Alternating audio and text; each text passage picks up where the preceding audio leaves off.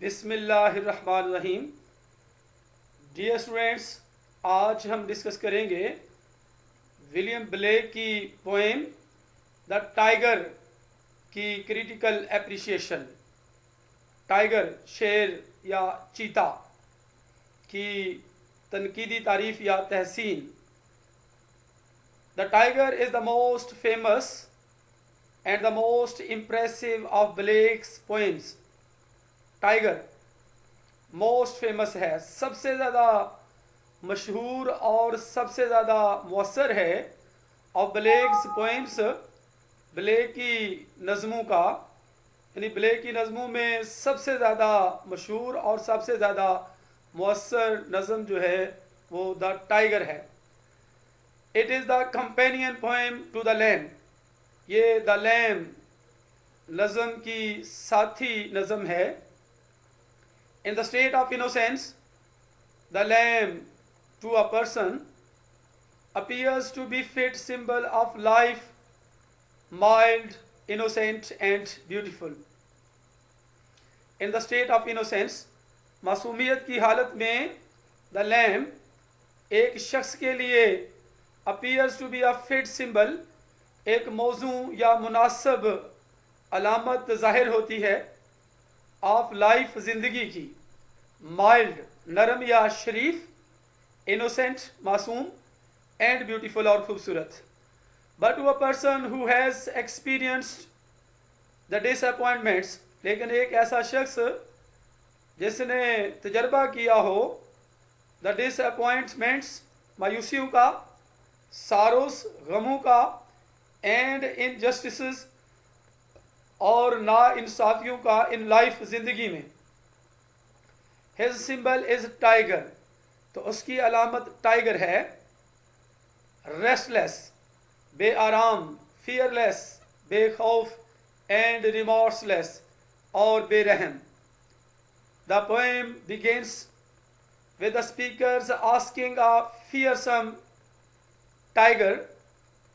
नज़म शुरू होती है, नज़म का आगाज़ होता है स्पीकर के, बात करने वाले के पूछने के साथ, अ फियरसम टाइगर से, एक खौफनाक टाइगर से। What kind of divine being could have created it. What kind of divine being, किस किस्म की खुदाई या रब्बानी हस्ती ने उसे तख्लीक किया है। What immortal hand or eye could frame thy fearful symmetry? What immortal hand, कौन सा लाफानी हाथ या आँख, could frame बना सकती थी, फ्रेम कर सकती थी, ढांचा बना सकती थी, thy fearful symmetry का, तेरी खौफनाक सूरत का, जसामत का या तनासब का। Each subsequent stanza contains further questions. हर बाद का या आने वाला स्टेंजा, बंद किता, contains रखता है further questions, मज़ीद सवालात। All of which refine first question, वो सब जो रिफाइन कर देते हैं, साफ कर देते हैं, वाज़े कर देते हैं फर्स्ट क्वेश्चन को, पहले सवाल को, यानी पहले सवाल की वजाहत कर देते हैं। From what part of the cosmos could the tiger's fiery eyes have come. कायनात के किस हिस्से से could the tiger's fiery eyes have come, tiger की तेज आतशी आंखें आ सकती हैं। And who would have dare to handle dead fire, और कौन जुर्रत कर सकता था हैंडल करने की डेड फायर को, उस आग को संभालने की कौन जुर्रत कर सकता था।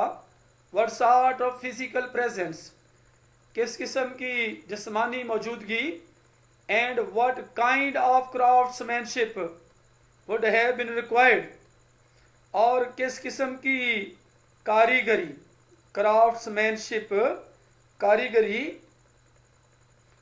वुड हैव बीन रिक्वायर्ड ज़रूरी थी, टू ट्विस्ट द साइन्यूज, बल देने के लिए, the sinews of the tiger's heart, tiger के दिल के पट्ठों को या नसों को बल देने के लिए। द स्पीकर वंडर्स हाउ, बात करने वाला हैरान होता है कि कैसे। Once that horrible heart began to beat, एक दफा उस खौफनाक दिल ने धड़कना शुरू कर दिया। Its creator would have had the courage to continue the job, इसका खालिक would have had the courage, जुर्रत या हिम्मत रखता होगा, टू कंटिन्यू द जॉब, इस काम को जारी रखने की। Comparing the creator to a blacksmith, खालिक को, बनाने वाले को, यानी टाइगर के खालिक को उसका मुवाजना करते हुए ब्लैक स्मिथ के साथ, लोहार के साथ। ही पॉन्डर्स अबाउट द एनविल, वो आहरण के बारे में सोचता है, गौर करता है। एंड द फर्नेस, और भट्टी के बारे में। That this project would have required, जिसे इस मंसूबे के लिए वुड हैव रिक्वायर्ड, ज़रूरत थी जिसकी, भट्टी की और आहरण की। And the Smith who could have wielded them, और वो लोहार who could have wielded them, जो इनको काबू में रख सकता था।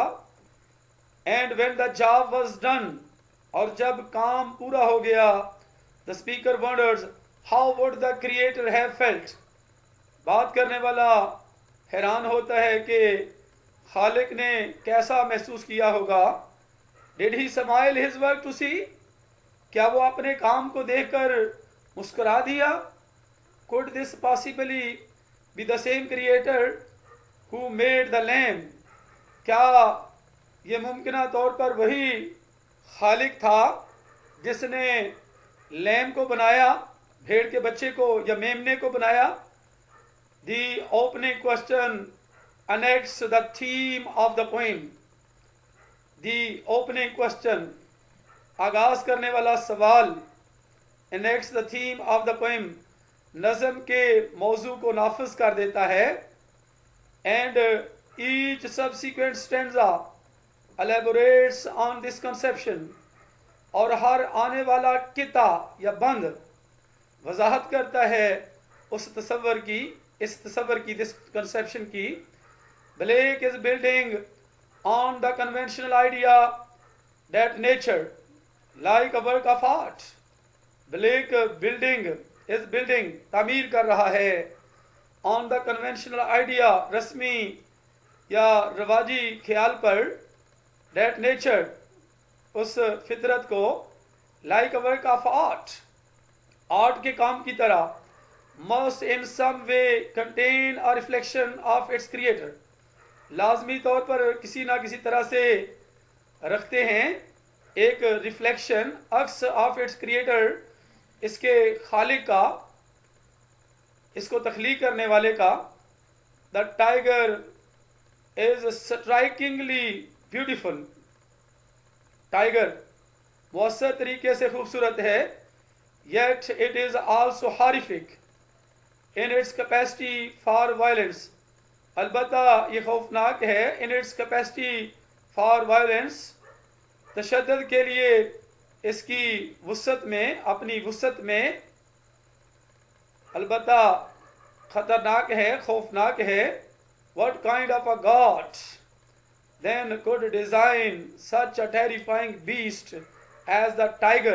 What kind of a God, किस किस्म का खुदा फिर could डिज़ाइन कर सकता था, बना सकता था, such a terrifying beast, ऐसे खौफनाक दरिंदे को, as the tiger, जैसा कि tiger. The tiger initially appears as a strikingly sensuous image, tiger इब्तदाई तौर पर जाहिर होता है एक मुअस्सर हिस्सी तस्वीर। However, as the poem progresses, ताहम जब नज़म आगे बढ़ती है, it takes on a, ये इख्तियार करती है, a symbolic character, एक अलामती किरदार को इख्तियार करती है। and comes to embody the spiritual and moral problem the poem explores, और comes to embody और यकजा कर देती है रूहानी और इखलाकी मसले को the poem explores, नज़म तलाश करती है perfectly beautiful and yet perfectly destructive, मुकम्मल तौर पर खूबसूरत और अलबत्ता मुकम्मल तौर पर तबाह कुन. The series of questions in the poem repeatedly ask about the physical of यहाँ पे नहीं आएगा, the physical capacity of the tiger shows that only a very strong and powerful being could be capable of such a creation. The series of questions in the poem, नज़म में सवालात का सिलसिला repeatedly ask, बार बार पूछता है about the physical capacity of the tiger, tiger की जिस्मानी capacity के बारे में, वुसत के बारे में, कैपेसिटी वुसत, shows that जाहिर करती है कि only a very strong and powerful being, कि सिर्फ बहुत मजबूत और ताकतवर हस्ती ही could be capable of such a creation, ऐसी तख्लीक को, ऐसी मखलूक को बनाने के अहल हो सकती थी. The forging of the tiger suggests a very physical, laborious and deliberate kind of making. Forging of the tiger, tiger की बनावट तजवीज़ करती है एक बहुत ही फिजिकल, जिस्मानी, मेहनती और डेलिबरेट काइंड ऑफ मेकिंग, और बनाने की एक सोचने की किस्म. It emphasizes the awesome physical presence of the tiger. ये जोर देती है the awesome physical presence, रोबदार जिस्मानी मौजूदगी को of the tiger, टाइगर की, and precludes the idea, और इस ख्याल या तसव्वुर को रोकती है that such a creation could have been in any way accidentally or haphazardly produced, कि such a creation, ऐसी तख्लीक, ऐसी मखलूक, could have been, हो सकती थी, in any way, किसी तरह से, accidentally, हादसाती तौर पर, या haphazardly, या इत्तफाकिया तौर पर, produced, पैदा की जा सकती थी. The speaker stands in awe of the tiger.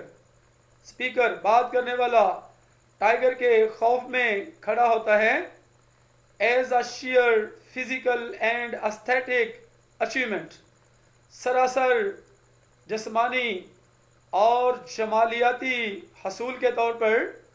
Even as he recoils in horror from the moral implications of such a creation, even as he recoils, यहाँ तक कि जब वो पलटता है खौफ में, वापस आता है, from the moral implications, इखलाकी मकासद से, of such a creation, ऐसी तख्लीक के इखलाकी मकासद से. For the poem addresses not only the question of who could make such a creature as the tiger, क्योंकि नज़म मुखातब होती है ना सिर्फ इस सवाल के साथ कि who could make such a creature, कौन ऐसी मखलूक को बना सकता था, as the tiger, जैसा कि टाइगर जैसी मखलूक को, but who would dare to perform this act, लेकिन कौन जुर्रत करेगा परफॉर्म करने की, अंजाम देने की, this act, इस अमल को, इस काम को. This is a question of creative responsibility and of will. ये एक सवाल है तख्लीकी जिम्मेदारी का और मर्जी का. The reference to the lamb in the penultimate stanza, the reference to the lamb का हवाला in the penultimate stanza, आखिरी से मिले हुए स्टेंजे के साथ, किते के साथ, रिमाइंड्स द रीडर, कारी को, पढ़ने वाले को याद दिलाता है, that a tiger and a lamb have been created by the same God, कि टाइगर और लैम दोनों एक ही खुदा ने बनाए हैं, एंड रेजेस क्वेश्चंस, और सवालात पैदा करता है about the implications of this, इसके मकासद के बारे में. It also invites a contrast between the experience and innocence. ये दावत देता है फ़र्क की, बिटवीन द एक्सपीरियंस तजर्बे के दरमियान और मासूमियत के दरमियान, रिप्रेजेंटेड हियर, जो कि यहाँ पर पेश किए गए हैं, एंड इन द लैम, और लैम में जो पेश किए गए हैं. The tiger consists entirely of unanswered questions. The tiger नज़म जो है वो मुश्तमिल है मुकम्मल तौर पर अनआंसर्ड क्वेश्चंस, ऐसे सवालात जिनके जवाब नहीं दिए जा सकते.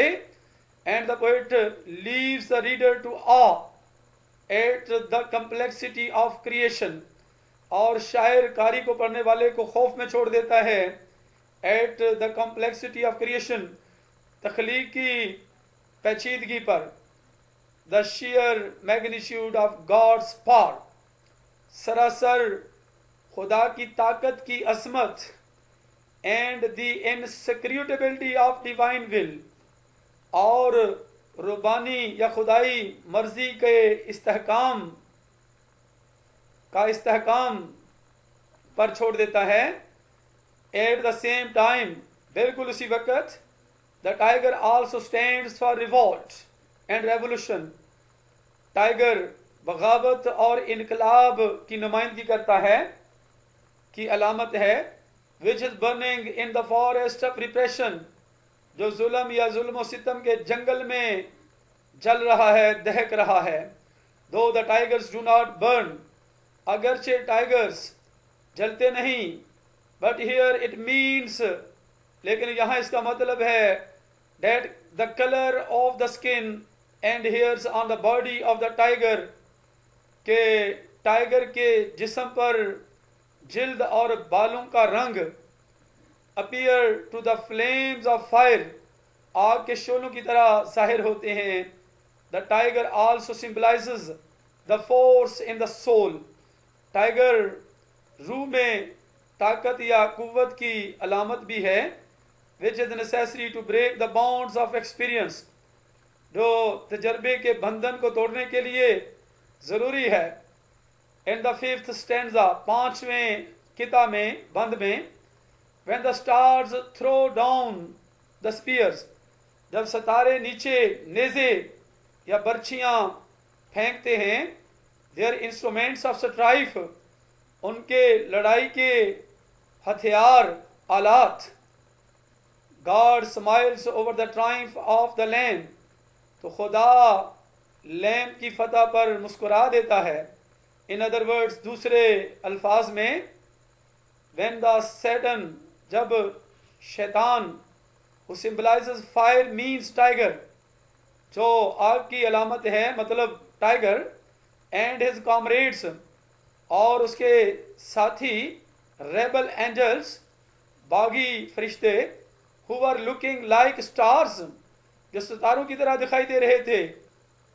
when they were falling from heaven, जब वो आसमान से नीचे गिर रहे थे, were defeated by Christ. यहाँ पे स्पेलिंग ज़रा करेक्शन कर लें, ये डिफेक्टेड नहीं है बल्कि डिफीटेड है, यानी हज़रत ईसा अलैहिस्सलाम से उनको शिकस्त हुई, यानी हज़रत ईसा अलैहिस्सलाम ने उनको शिकस्त दे दी. हु, जो, is the symbol of lamb of God, खुदा के लैम की अलामत है, यानी क्राइस्ट, हज़रत ईसा अलैहिस्सलाम. And the last paradise was regained bye the sacrifice of Christ, और खोई हुई जन्नत, बहिश्त दोबारा से हासिल कर ली गई by the sacrifice of Christ, हज़रत ईसा अलैहिस्सलाम की कुर्बानी से. God is naturally happy, God, खुदा कुदरती तौर पर खुश है. This passage is obviously an allusion, ये रास्ता वाज़े तौर पर एक इशारा है to Milton's account of the fall of angels and stars, Milton के हिसाब का, खाते का, of the fall of angels, फरिश्तों का गिरना और सितारों का गिरना।